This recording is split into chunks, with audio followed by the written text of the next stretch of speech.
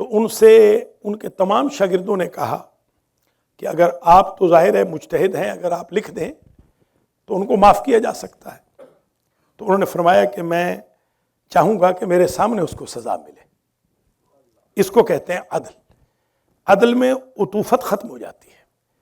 عدل کے اندر پھر انسان اللہ کو ملحوظ خاطر رکھتا ہے، اپنے آپ کو نہیں رکھتا۔ بڑی مثالیں ہیں، بہت زیادہ مثالیں اس کی۔ مثلا مولا علی علیہ السلام جو امام عدل تھے، امام انصاف تھے، ان کا یہ ارشاد گرامی بڑا حوزہ علمیہ میں، یونیورسٹیز میں، سیمینریز میں، اکیڈمک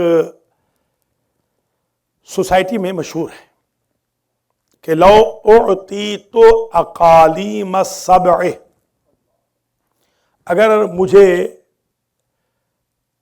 پوری دنیا کی خزانوں کی چابیاں دے دی جائیں، وَأُسْأَلْ، اور مجھ سے یہ سوال کیا جائے، ان آخذ شعرۃ التی، شعر نملۃ التی تحملها لولدها، کہ میں ایک وہ الشعیر، میں ایک جو کا ٹکڑا اس چیونٹی سے چھین لوں کہ جو وہ اپنے بچوں کے لیے بل میں لے کے جا رہی ہے، تو میں پوری کائنات کے خزانوں کو پاؤں کی ٹھوکر مار دوں گا، مگر اتنا سا ظلم نہیں کروں گا۔ شعیر التی، وہ چھوٹا سا جو ٹکڑا ہے، تحمل النملہ، جو ایک چیونٹی اٹھا کے جا رہی ہے اپنے بچوں کے لیے، میں یہ چھوٹا سا ظلم نہیں کروں گا۔ یہ مولا علی علیہ السلام کی جو قوم ہے اس کو کس درجہ عدل کا پابند ہونا چاہیے، انصاف کا پابند ہونا چاہیے۔ باپ بھی منصف ہو، بیٹا بھی منصف ہو، ماں بھی عادل ہو، بیٹی بھی عادل ہو، استاد بھی عادل ہو، شاگرد بھی عادل ہو۔ مجھے اچھی طرح یاد ہے، ایک ہمارے استاد تھے، افغانستان سے مجتہد تھے، انہوں نے کسی شاگرد کو ناسزا کہہ دیا پبلک کے سامنے، ذرا مزاحیہ طبیعت کے تھے وہ، تو انہوں نے کسی شاگرد کو، وہ جھنگ کے تھے وہ صاحب، ابھی بھی ہیں، بہت بڑے عالم ہیں آج کل، ان کو ذرا کچھ کہہ دیا۔ تو بعد میں نے ان سے کہا کہ استاد، آج آپ نے فلاں صاحب کو پبلک کے سامنے ڈانٹ دیا ہے، تو کل کے درس میں وہ نہیں آئیں گے۔ آگے سے انہوں نے فرمایا کہ اگر نہیں آئیں گے تو اچھا ہے، جو عادل نہیں ہے وہ درس میں نہیں آئے۔ اگر اپنی غلطی پر استاد کی ڈانٹ کو نہیں سہ سکتا تو وہ عادل ہی نہیں ہے۔ اگر وہ عادل نہیں ہے تو بے شک نہ آئے، اور اگر آئے گا کل تو میں اس کے ہاتھ چوموں گا۔ وہ کل آ گئے تو استاد نے پھر ان کے ہاتھ چومے۔ استاد نے کہا کہ میں آپ کو مان گیا ہوں کہ آپ واقعاً عادل ہیں۔ برائٹنس کا ذرا خیال رکھیں اس اندر سے۔ تو جو آج کا خطبہ ہے یہ بہت ہی ضروری بھی ہے اور بہت سکیری بھی ہے۔ آج ہم تقوی کی بحث کو شروع کر رہے ہیں۔ ایک تقوی تو یہ ہے کہ میں نے نمازیں پڑھ لی، تہجد کے لیے میں اٹھ گیا، میں نے سپارہ قرآن کا پڑھ لیا، میں اپنے آپ کو متقی کہتا ہوں۔ قرآن کہہ رہا ہے اعدلوا هو اقرب للتقوی، نمازیں پڑھنے کے باوجود اگر عادل نہیں ہو تو تقوی کے قریب نہیں ہو، متقی بننا تو بہت دور ہے، ابھی تو منزل بہت دور ہے۔ اگر بر و تقوی پہ تعاون نہیں کر رہے ہو، نمازیں پڑھ رہے ہو مگر لوگوں کو نمازی نہیں بنا رہے ہو، تو سیلفشنس ہے، لوگوں کو بھی نمازی بنانا ہے۔ قوا انفسکم واہلیکم نارا، اپنے آپ کو بھی اور دوسروں کو بھی جہنم کی آگ سے بچاؤ۔ ہمارے ہاں سیلفشنس کا بڑا عجیب رواج ہو گیا ہے۔ ہمارے ہاں ایک صاحب تھے بابا رانجھا کر کے، ان کی فیملی میں سے کوئی بندہ نماز کے لیے نہیں آتا تھا، اور وہ سارے گاؤں کو کوستے تھے کہ اٹھو بھائی نماز کا ٹائم ہو گیا۔ ایک دن میرے دادا جی نے کہا کہ رانجھا کوئی تیرے گھر میں سے بھی تو آئے نا، پتہ چلے کہ تو جو ساری دنیا کو بے آرام کرتا پھر رہا ہے، کم از کم گھر ہماری قوم میں بڑے بابا رانجھے پڑے، خود تو نماز میں آ جائیں گے مگر بچے نہیں آ رہے، خود تو مجلس میں آ جائیں گے، اہل خانہ نہیں آ رہے، بچیاں نہیں آ رہی ہیں. تو تعاون علی البر والتقوی، جو تقوی کی ایسپیکٹس ہیں وہ آج کے بعد چینج ہو جائیں گی. ہمیں اندازہ ہو جائے گا کہ تقوی صرف نماز پڑھنے کا نام نہیں ہے، بلکہ تقوی یہ امپورٹنٹ ہے. تقوی اہم یہ ہے کہ آپ خود بھی نمازی بنیں اور بچوں کو بھی نمازی بنائیں، خود بھی نیک بنیں، بچوں کو بھی نیک بنائیں، خود بھی جہنم کی آگ سے بچیں، دوسروں کو بھی بچائیں. سورہ بقرہ کی آیت نمبر 237 میں ارشاد ہوا وَأَن تَعْفُوا أَقْرَبُ لِلتَّقْوَىٰ، اور یہ کہ تم معاف کر دو یہ تقوی کے قریب تر ہے. یا عدل تقوی کے قریب تر ہے، یا معاف کر دینا تقوی کے قریب ہے. معافی ہمارے ہاں ہے ہی نہیں، معاف کر دینا تو ہمارے ہاں بالکل ہے ہی نہیں. مجھے یاد ہے جب میں طالب علم تھا، مدرسہ فیضیہ میں رہتا تھا، ابھی میں نے پڑھانا شروع نہیں کیا تھا قم میں، صرف پڑھتا تھا. تو ایک نقارہ بجا قم میں کہ کسی نے اگر پھانسی دیکھنی ہو تو ایک قاتل کو پھانسی دی جا رہی ہے، پل آنچی پہ آ جاؤ. تو ہزاروں لوگ جمع ہو گئے، ان میں سے ہم بھی تھے. ہم نے بھی زندگی میں پہلا تجربہ تھا پھانسی دیکھنے کا، چلو جا کے دیکھتے ہیں پھانسی. پبلک میں پھانسی دے رہے تھے پل کے اوپر مدرسہ فیضیہ کے سامنے، تاکہ لوگوں کے لیے عبرت بنے. بعض اوقات یہ بھی ہوتا ہے عبرت بنانے کے لیے، تاکہ دوسرے پھر یہ گناہ نہ کریں، قتل نہ کریں. ایک جوان تھا تقریباً 18 سال کا، اس کے گرد جب گھیرا تنگ کیا گیا، رسہ ڈالا گیا، اور قاضی وہاں پر موجود تھا، اور بس اب انہوں نے نیچے سے اس کی میز ہٹا دینا تھا اور وہ باڈی اس کی لڑک جانی تھی. تو اس دوران میں نے محسوس کیا کہ ایک بوڑھی، اتنی زیادہ بوڑھی نہیں، ادھیڑ عمر کی عورت آئی، اور اس نے قاضی صاحب سے کہا کہ میں نے اس بچے کے کان میں کوئی بات کہنی ہے، ذرا رسہ اس کا ڈھیلا کر دو. تو اس کے کان میں اسے کوئی بات کہی، اور اس کے بعد اعلان ہوا کہ مقتول کی ماں نے اس کو معاف کر کے اس کو اپنا بیٹا بنا لیا. یہ ہے بڑی کیفیت تقوی کی، معافی کی. یہ بہت بڑی کیفیت کا نام ہے کہ بیٹے کے قاتل کو اس نے اپنا بیٹا بنا لیا، کہ میرا کوئی اور بیٹا نہیں ہے اور میں اس کو اپنا بیٹا بناتی ہوں، اللہ تعالیٰ مجھے معاف کر دے گا، میرے بیٹے کو بھی معاف کر دے گا. ہمارے ہاں تو ہم ایک دوسرے کو ویسے معاف نہیں کر سکتے ہیں، چھوٹا موٹا جو کوئی خدا نہ خواستہ اگر غلطی ہو جائے، وہاں لوگ قتل معاف کر دیتے ہیں. ان قوموں کی تربیت ہوتی ہے ایسے خطوط پر کہ وہ یہ سمجھتے ہیں کہ معاف کر دینا ہی تقوی کے قریب ہے، پکڑنا تقوی کے قریب نہیں. پھر ارشاد ہوتا ہے سورہ مبارکہ بقرہ آیت نمبر 197 میں وَتَزَوَّدُوا فَإِنَّ خَيْرَ الزَّادِ التَّقْوَىٰ وَاتَّقُونِ يَا أُولِي الْأَلْبَابِ. اور زاد راہ لے کے چلو. آپ گھر سے چلے ہیں، اگر آپ ڈرائیو کر کے آئے ہیں تو آپ کی گاڑی میں گیس ہونی چاہیے. اگر آپ بس سے آئے ہیں یا ٹرین سے آئے ہیں تو آپ کے پاس پیسے یا کوائن ہونے چاہیے یا سکہ ہونا چاہیے تاکہ آپ آئیں. اگر آپ کی جیب میں نہ کارڈ ہو، نہ سکے ہوں، نہ پیسے ہوں تو آپ یہاں پہنچ نہیں سکتے، آپ وہیں کے وہیں کھڑے رہیں گے. تو تزودوا زاد راہ یہ ہوتا ہے. آپ سمجھدار ہیں، تھوڑی سی مسافت کے لیے اگر آپ کو زاد راہ چاہیے تو زیادہ مسافت کے لیے تو آپ کو زیادہ زاد راہ کی ضرورت ہے. تو علیکم السلام. وَتَزَوَّدُوا، اور زاد راہ اختیار کرو. فَإِنَّ خَيْرَ الزَّادِ التَّقْوَىٰ، بہترین زاد راہ تقوی، پرہیزگاری بہترین زاد راہ ہے. مولا علی علیہ السلام سے کسی نے پوچھا کہ یا علی، آپ کے ساتھی نہیں رہے، آپ کو سب چھوڑتے جا رہے ہیں. مولا علی کے ساتھی بہت کم تھے، اکثر لوگ تو ادھر چلے گئے. تو آپ نے یہ جملہ فرمایا تھا کہ تقوی نے مجھے اکیلا کر دیا. تو یہ غلط فہمی میں نہ رہیے گا کہ آپ تقوی اختیار کریں گے تو لوگ آپ کو ساتھ بسم اللہ کہیں گے. نہیں، لوگ تو آپ کو انا للہ کہیں گے.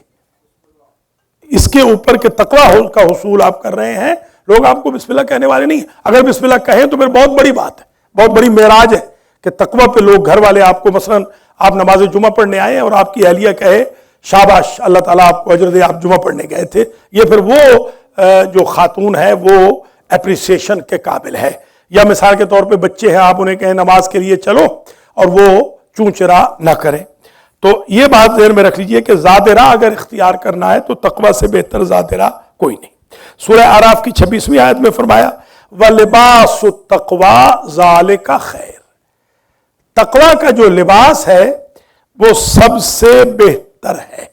अगर आप चाहते हैं सबसे अच्छी चीज हासिल कर लें तो वो लिबास से तकवा है। अगर इंसान तकवा का लिबास अडॉप्ट कर ले, पहन ले, तो दुनिया में भी शर्म व हया से रहेगा, बेटी माँ बहन का एहतराम करेगा, दूसरे की इज्जत और नामूस उसकी नज़र में मोहतरम होगी, उसके जहन में खन्नास नहीं होगा, वो जिनसियात और मुनशियात की दलदल में नहीं फंसेगा। क्यों? इसलिए कि उसने लिबास से तकवा पहना हुआ। बिल्कुल इस तरह जा अलबर्दो वल जलबाब, नावी कहते हैं कि जब सर्दी आई तो स्वेटर्स भी आ गए, कोट भी आ गए, कंबल भी आ गए, लिहाफ भी आ गए। तो इसी तरीके से अगर इंसान मिसगाइडेंस के माहौल में, अंधेरियों में रह रहा है और उसने कंबल ओढ़ लिया है तकवा का, स्वेटर पहन लिया है ज़ुहद का, खोद पहन ली है खुद एहतिसाबी की, उसने ओवरकोट पहन लिया है गुनाहों से बचने का, तो फिर वो उन सारे झमेलों से सरवाइव कर जाएगा जिस तरह सर्दी में आप सरवाइव कर जाते हैं। लिबासुत तकवा ज़ालिका खैर। ये चंद आयतें पढ़ने के बाद अब मैं चंद हदीसें, हर हफ्ते थोड़ी थोड़ी आयतें और थोड़ी थोड़ी अहादीस नकल होंगी। आज जो मैं एक हदीस बयान करना चाह रहा हूं, इमाम जाफर सादिक सलामुल्लाह अलैह फरमाते हैं और उन्ना से मन वक़फ़ा इंद शुबहा, सबसे बड़ा मुत्तकी वो है जिसको शक हो जाए किसी शय में और उसे छोड़ दे।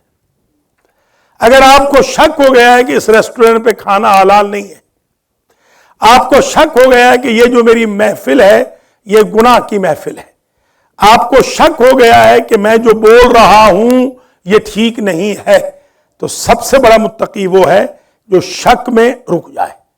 यकीन पे रुकने वाले को तो ये महारत ही नहीं है। शक, अगर डाउट है तो रुक जाओ। ये तो इतना डाउट तो आपको होगा ना कि अगर किसी मोमिन की बुराई कर रहे हैं तो ये डाउट तो होता ही है कि ये शायद अच्छी चीज नहीं है, तो मोमिन वो है जो रुक जाए कि मैं ये बुराई नहीं करूंगा, मैं अपनी कब्र अंगारों से नहीं भरूंगा। रकअतान मिन रजुलिन वराइन अफदल मिन अल्फ रकअतिन मिन मुखलित। ये अजीब हदीस रसूल है, फरमाते हैं 2 रकत नमाज मुत्तकी से 1000 रकअत गैर मुत्तकी से बेहतर है।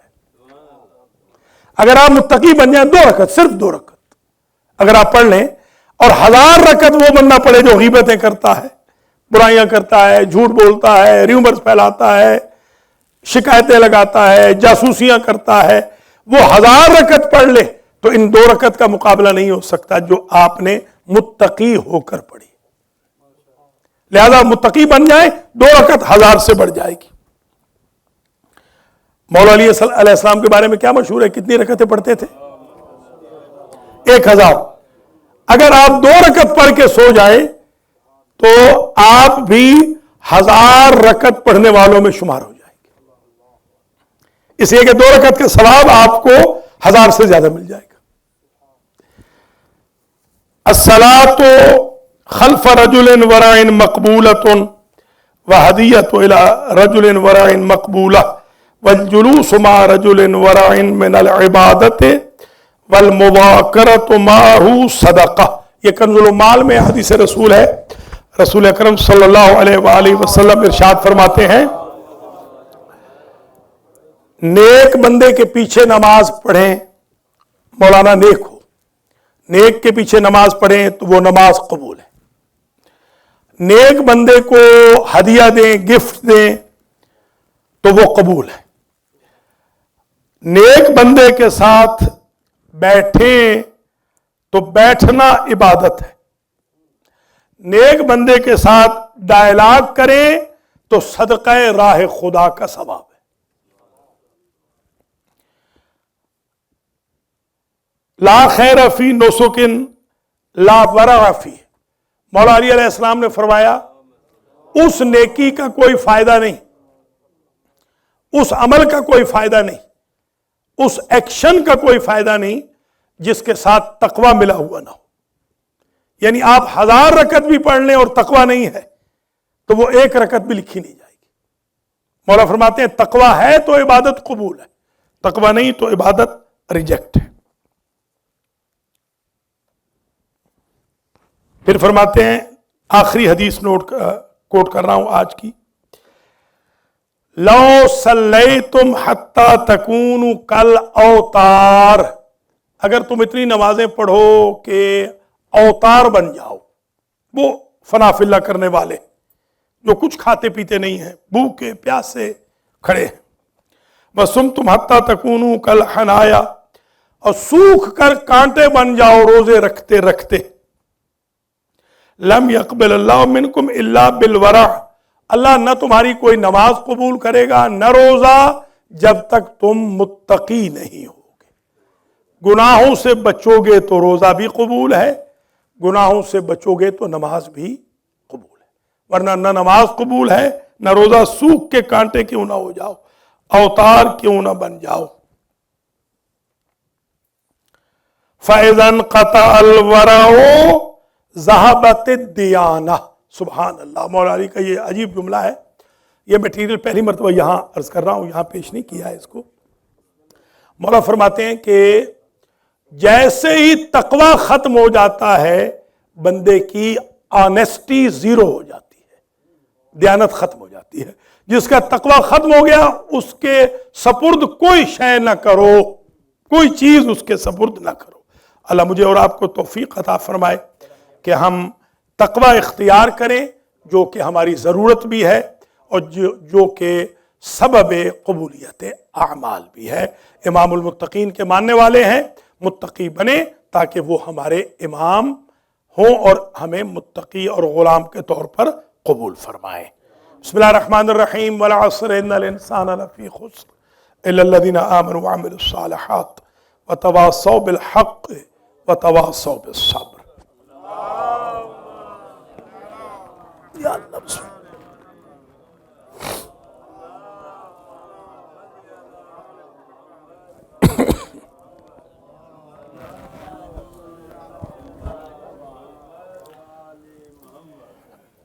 بسم اللہ الرحمن الرحیم.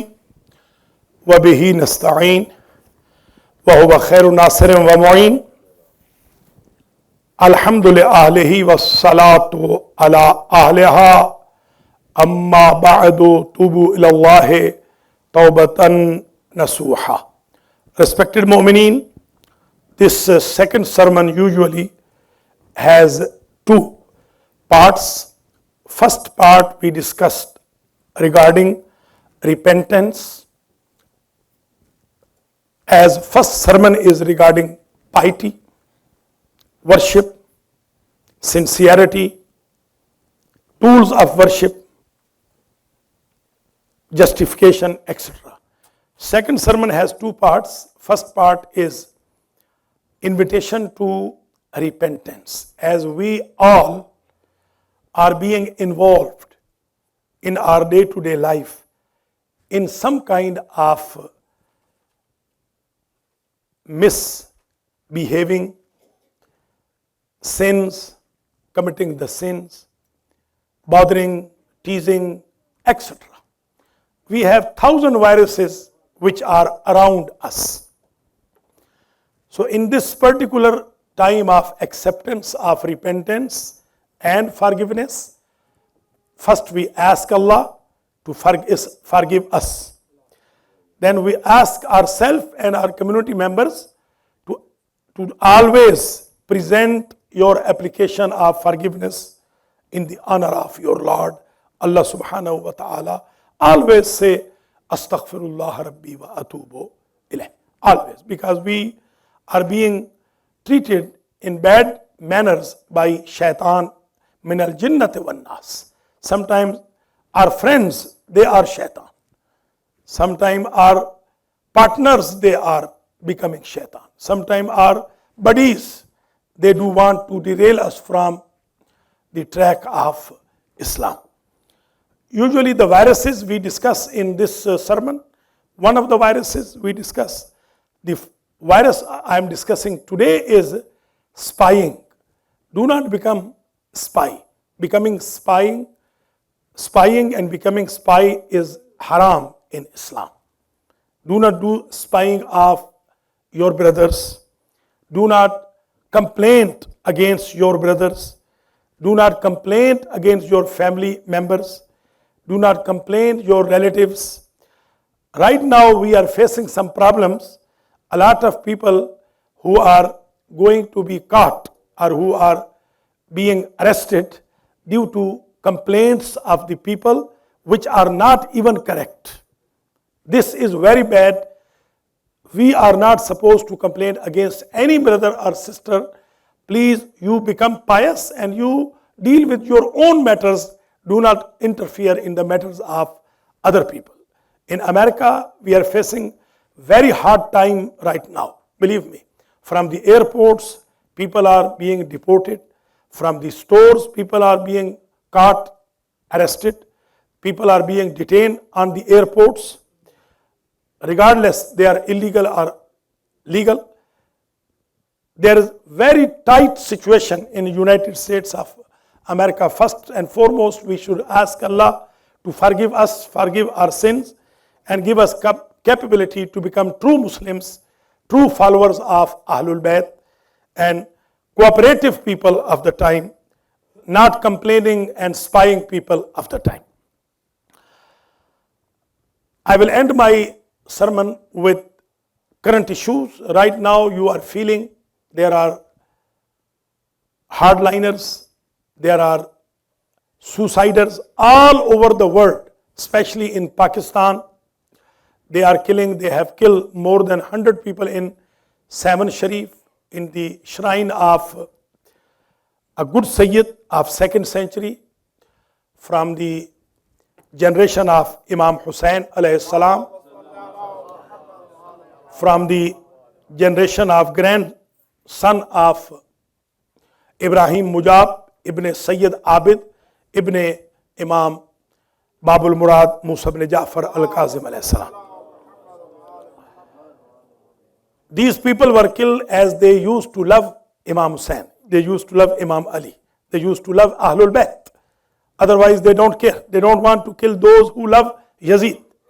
They don't want to kill those who love Shimr and Muawiyah.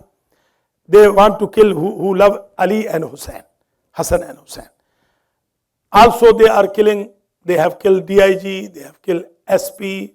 SP was from Gujarat. He was lover of Ahlul Bayt, although he was not Shia. DIG himself, Zaidi, was Shia.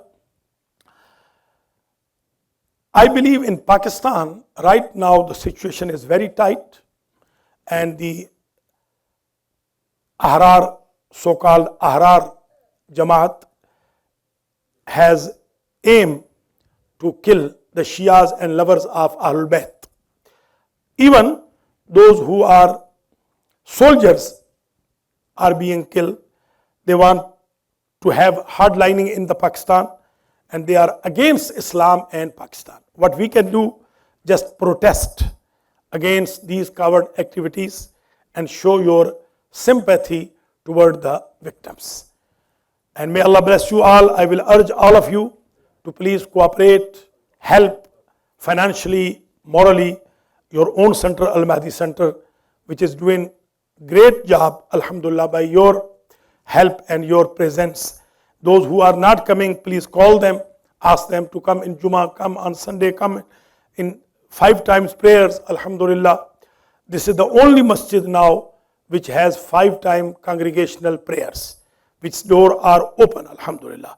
May Allah rest the soul of those who were here and today they are not here. May Allah rest their souls. May Allah rest the souls of the sponsor of today's lunch, and may Allah rest the souls of all of you and all of us, and may Allah put us on right track of Ahlul Bayt, and may Allah keep us safe from this shar of danger of the Donald Trump.